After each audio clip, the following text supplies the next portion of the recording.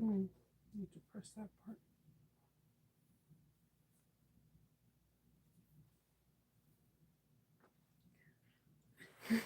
Good morning, Lynette.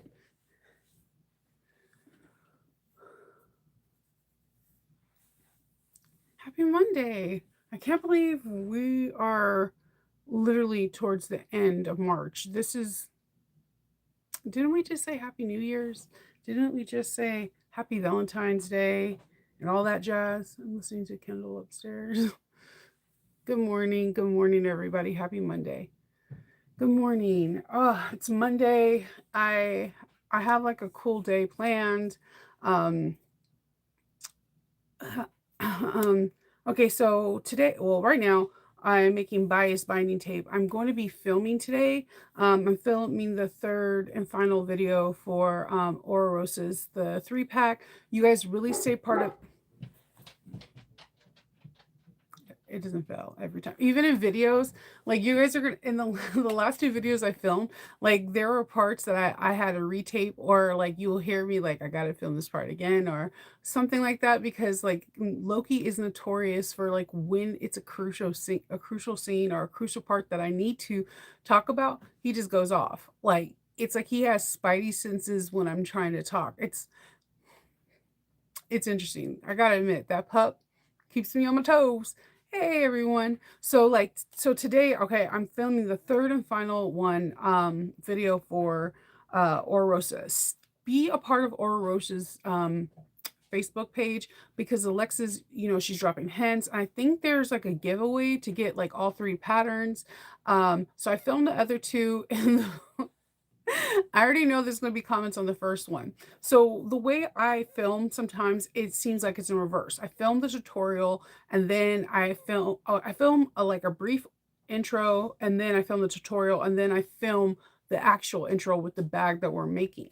So that way you can see all the components and kind of like the anatomy part. My favorite when designers put like the anatomy of the bag, like this is the zipper pockets, this is the sides and whatever, it helps me, because then I can pick out fabrics and stuff like that if I want them to be contrast, or if I wanted to have accent features or whatever. So I do something similar to that. Like I put like I'll put like the screen, like this is the bottom of the bag, this is the side, this is the pockets, this is the, the zipper pocket, blah blah blah. So I did that, but in the first video, I had like a couple things going on. First, I was trying to hold in sneezes because it was like a high pollen day, and I had so much energy while I was filming, because I was on like I had literally steroids in me. And then towards the end, you can kind of hear my energy kind of depleting. And then when I filmed the beginning, it's like, like if you watch Friends, when Russ came, like he was like the opposite of Ross, and we always thought Ross was just like kind of demure and just slow. And then when Russ came, you're like, wow, Ross seems like he's really hyperactive. When he's like, hi guys, that's what I sound like, and I know people are going to comment on it. It's going to be hilarious. So this third one is the only one in the out of the three that you have bias binding. And I finished my sewing a bag, and then me and Kendall were starting the bagging and tagging process for AwesomeCon, and I forgot everything except making the bias binding. So behind me, I'm ironing and I have to iron this piece, the bias binding. So when I get off here, I'm going to start prepping the video, setting up camera equipment, microphones, the whole 9 yards. It takes a process. It takes me about like an hour to get everything set up. Um, Filming it just depends on the dogs, because sometimes I'll film and I promise you, everybody and their mother wants to knock on my door. Amazon, UPS, neighbors, something, everybody wants to film. And like if I had a camera at my face, you'll be like, this girl's rolling her eyes so hard that she's about to go into a different dimension. Like I it happens when I'm filming. It's like it's pretty funny. So I'm planning on filming today, and then at noon I'm meeting with my Patreon peeps, because we're gonna have a level up skill building. So with my level up skill building, it is always sewing related, but not necessarily always sewing. I have something I figured out something by that can help in your sewing room that I know is frustrating for all sewists. And when I figured it out, it was it's perfect. It's a tool that can help you help with your other tools. So, and something that we all also have in our sewing room that we don't want to get rid of, but can help you with rivets. So I'm going to be showing them how to do this. It's a very brief tutorial, but when they see it, they're going to be like, oh my God, this is the coolest thing ever. And it helps utilize, you know, the tools that you have without spending an excess amount of cash. So that is happening at noon. And I've been holding on to this all of March. And like, it's hard for me to hold a secret, especially from Patreon. And like, I'm glad I'm finally getting off my chest. We had a really cool interview with Chris from Simply Classics on Friday, and she's just an amazing person. And she did like something really cool for my Patreon peeps, and I'm excited. I'm just excited. This week we're gonna finish up sewing up the Betty. This doesn't look right. The Betty the travel compartment thingy. I'm just gonna call it that right now because I can't talk. And then we're also finished up the Pisces pack, which I'm really excited. The day before yesterday, I like hit my Pisces pack is like white. It's like the stitch cotton fabric from Backstitch. So I like literally put fabric protected all over that. I put like 2 layers, and man, the stuff from Canada, it has like the most pungent smell to it, but it really does protect your fabric. Like I can like pour water on it and it'll just bead up and roll off. It is like the coolest thing. So we're doing that. Oh, okay. so, um, so I don't even know how to reply to that. I'm just gonna, so let me show you right now. Olivia has some really cool fabric, arcane fabric.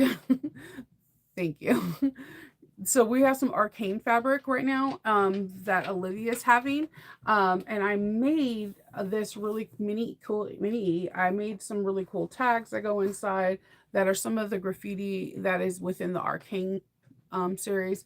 But I had a lot of fun with this. I used antique copper um, hardware and zipper pulls, and I really like the way it came out. And it shows you that you can buy a little piece of fabric and you can make a big impact with the bags. And I really love how that came out. And then this is like my husband was helping me pack up the bags for AwesomeCon. And this is bag number 34. And the price is on the back, but you can see how my tags are on there. So if I run out of business cards, people still have, if they buy the bag, they kind of have my business card if they need something else. So I think that's really cool. Yesterday I was like still in the mood. I wanted to make one more thing for Arcane for AwesomeCon, and it was this. I made the mini noodle head making it bag, and I decided to like have a little fun. This is again, this butterfly is part of some of the graffiti that Jinx has, and I decided I wanted to make it a little bit more Jinx and then not be super uber feminine, but have some of the raw realness that she has. So I used some trim that I got like a couple years before the big C came in 2020. So I used that detail trim all throughout here. I like have like a really cool label. And then on the back, I made special straps. They are padded still. As you can see, there's some foam in there.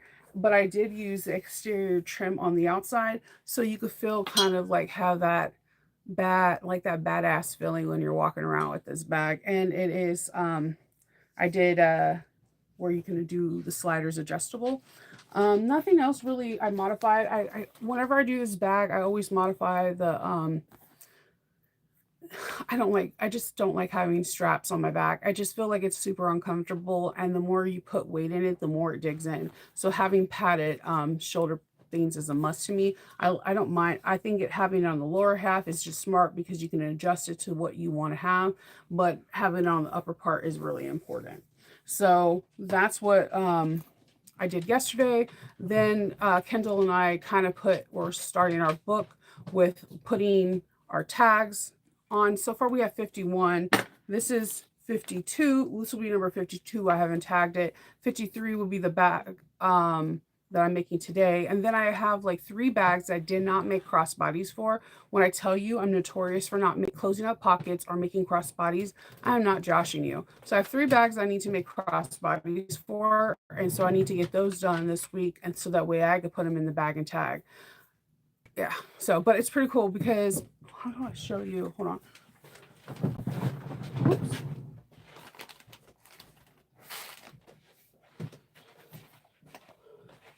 So what we do is we tag them with the price. We write a name in the info and then the number. Then the numbers, how much we charge, the name of the bag, and the price of the bag goes here. And we're Dragonberry. We have them correlate so that way when I'm at the booth and I say you buy this one, I look at the price and I can see it's what number it is, number 34. I can go here, cross it out, and I know the price when I'm checking you out without having to like do anything extra. I can cut off the tag or you can keep the tag, and therefore you have a business card with you and call it a day. This is how I've been doing things since I started doing conventions. It just makes it easier to locate everything. It just makes it easier. And then I could track things. Normally I have a 3rd tier right here. So the 3rd tier is when I start marking what sold first. So like it'll be like this 1, 2, 3, 4, 5. And so at the end of the convention, I can reflect on what bags that people like reach for more, what bags that people buy first, and that way I can know. It's kind of like a weird survey I give myself so that way I can know for the next convention, and I kind of just like tally all that information up for myself, if that makes sense. Because sometimes people just pick something for the fabric. Sometimes people just pick something for the shape of the bag or how big the bag is. And it's good to get information from people this way. That way you know what people are interested in. Like it's really weird. I make one Rocky Horror bag every year and it sells like immediately the first day. It's very interesting to see these processes of what you think would or would not sell. Like during this week and part of next week, I'm only going to make things that are not a part of the lineup. So I've made tons of bags that are a part of the people that are the lineup. Now I'm going to make some off things that are not necessarily for people that are going to be there, because these are the bags that usually sell for me. Because everyone is like inundated with like, oh, Lords of the Ring, Goonies, whatever, because these are the people that are coming. So now you make some off wall things like, oh, Adventure Time or SpongeBob or something, and the people will get some kind of nostalgia feeling, and this is when they want to purchase it because they've never seen a bag from that kind of fandom before. So this week's gonna be pretty funny. I'm still in like crunch mode. So as the week progresses, you might see me get a little bit more tense, a little bit more hyper, and a little bit more excited. Like, cause this is the fun part. This is what we're almost there, and then we're putting everything in bins and stuffing bags. I do not know what happened. Are you guys? Is your lights flashing upstairs, Kindle? Is your lights flashing upstairs?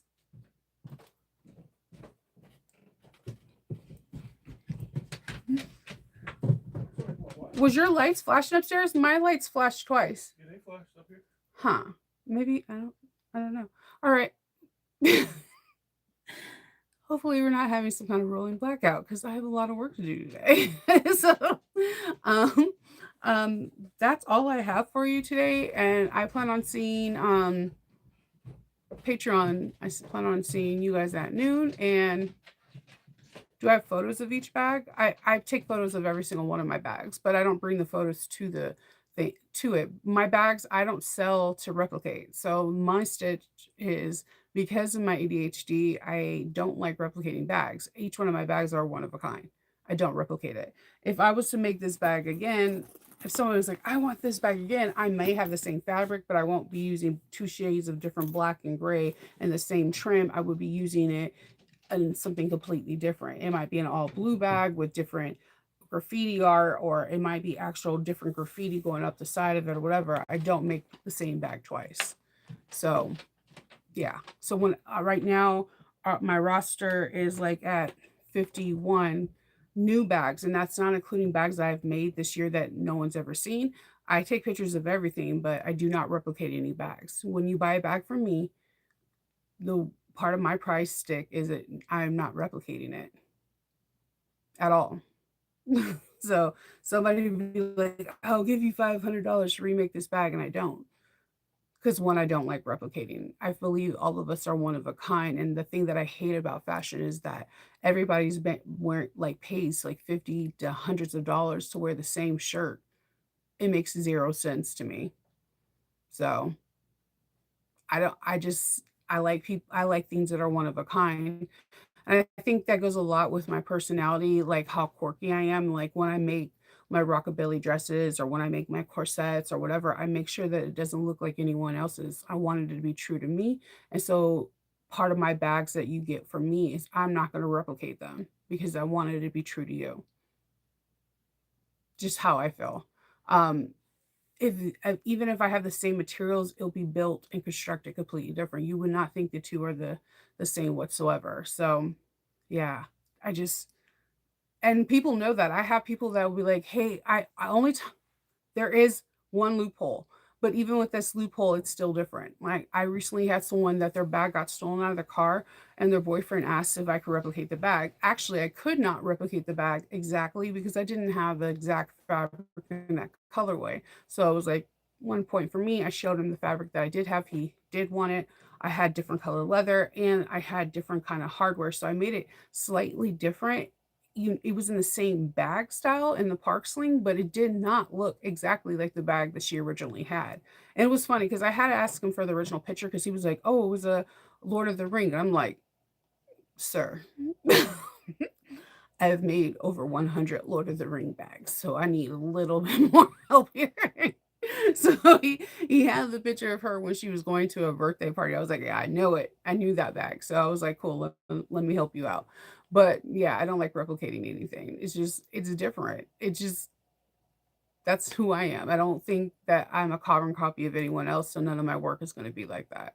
Um, no judgment to people that do it because I know a lot of people that do it and they're successful because they have so many in stock and people flock to it. It's like they're like, "Oh, I gotta have that polka dot logo bag," and I'm like, "Rock on, get that, get your money, girl."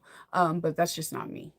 There's just that's just not me. And I've been like that since I even in garment making. And I think I get that a lot, maybe even from Avalita, because when she made her clothes, she made them to look different. She didn't go to the mall to see what Chanel was doing or Yves Saint Laurent or, Dolce and Gabbana. She went there, she made things based off of what she feels she liked. So I don't know. I don't know. Oh, but before I go, did you guys see the theme to the Met Gala? I don't know if anyone else watches the Met Gala. I watch it every year. I like to see like the themes and how people, designers, like do the theme. And the theme this year is pretty cool. I implore you to go look because this is going to be a very interesting Met Gala, and I'm kind of proud that they went outside of their box and they did something a little bit different. And I'm excited. So I will talk to you all tomorrow, and I hope everyone has a really good day. For my Patreon peeps, I'll see you at noon. I'll talk to y'all later. Bye.